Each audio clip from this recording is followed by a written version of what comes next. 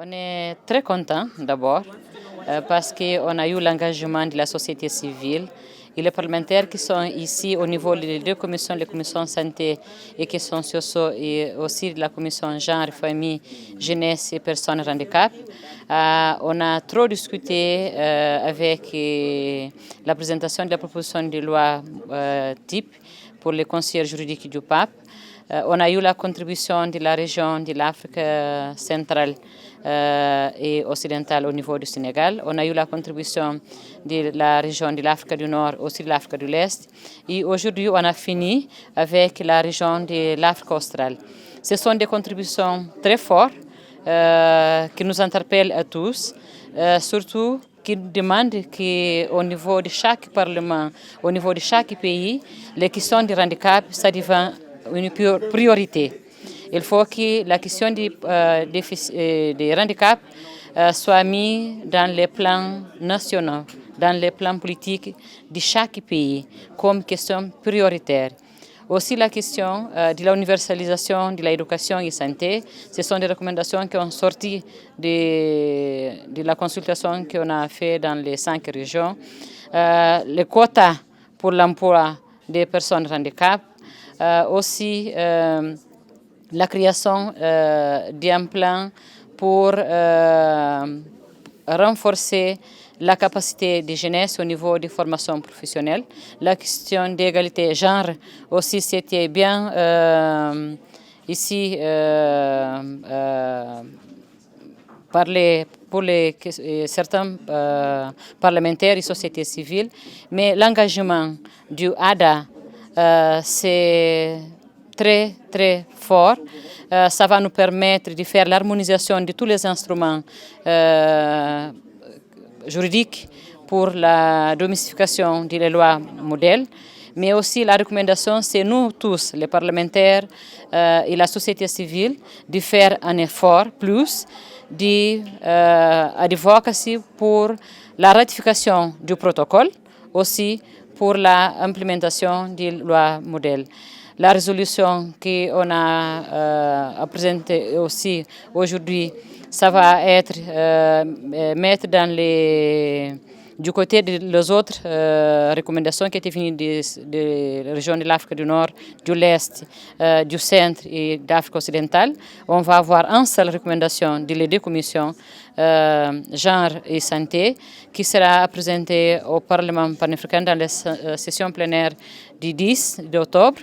Et nous, on souhaite que le Parlement panafricain prie une résolution qui soit envoyée à l'Union africaine pour que l'Union africaine prenne les lois modèles comme une loi de référence pour tous les 55 pays. Aussi, on a l'engagement de notre partenaire technique et financier ADA de nous faire soutenir les activités qu'on va mettre en place, le temps que la résolution des lois modèles reste à l'Union africaine pour son approbation. Nous, on va continuer à travailler. On va mettre un plan d'advocacy pour aller dans tous les parlements régionaux de l'Afrique pour faire connaissance du parlementaire de cette région-là, du contenu des lois modèles pour les personnes handicapées, mais aussi de prendre leur engagement de faire la sensibilisation de leur gouvernement pour l'implémentation des lois modèles. Je crois que c'est un bon exercice qu'on a fait au niveau de notre continent, surtout pour avoir une seule loi. Parce que si on n'avait pas la proposition de loi modèle, certainement on va avoir 55 lois et chacun avec son forme de faire les choses. Mais maintenant, comme nous on parle aussi de l'intégration africaine, on parle de la libre circulation des personnes et du bien, il faut que la loi type soit une seule loi pour toute l'Afrique.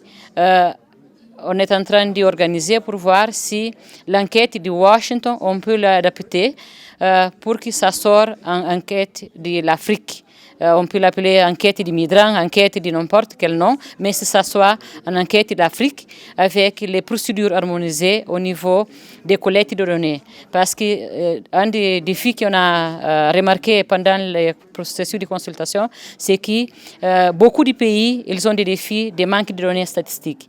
Donc ça pose des problèmes. Parce que quand on parle de quotas, si on n'a pas de manque de données statistiques fiables, on ne peut pas faire un bon plan politique pour chaque pays au niveau de la politique pour la promotion des personnes qui vivent avec les handicaps. Donc c'est urgent d'y avoir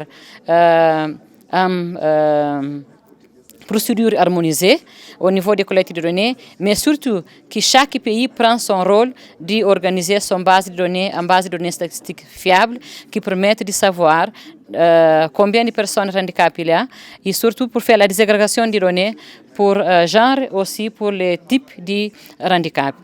Si on a ça, facilement on peut implémenter un bon plan de politique nationale pour les handicaps. Je vais lancer ce message en portugais. Comme ça va soar plus fort, parce qu'il y a des mots qui peuvent me manquer en français, je vais parler en português.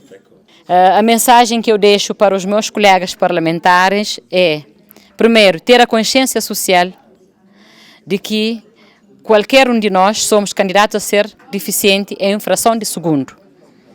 Segundo, é a nossa responsabilidade enquanto políticos de ter a questão da deficiência no centro das políticas nacionais.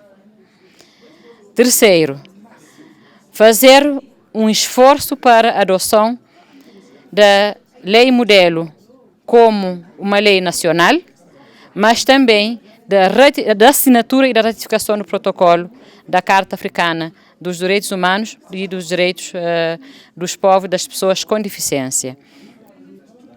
Por último, apelar o engajamento dos parlamentos no reforço da capacidade técnica dos parlamentares em relação a questões sociais, nomeadamente a questão da deficiência.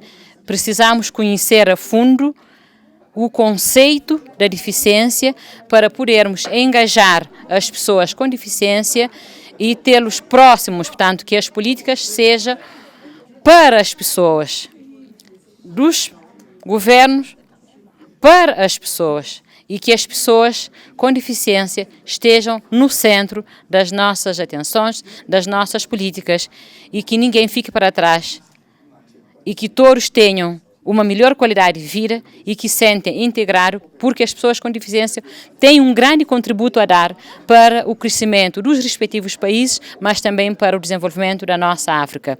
Nós temos que ter a capacidade de saber aproveitar a potencialidade das pessoas com deficiência para potencializar essas pessoas em termos dos domínios que têm conhecimento profundo e transformar isso em uma, portanto, riqueza a nível do nosso continente, a nível da riqueza em termos dos conhecimentos, mas do savoir-faire, porque elas têm capacidade que poderão ser aproveitados e será um contributo aos países.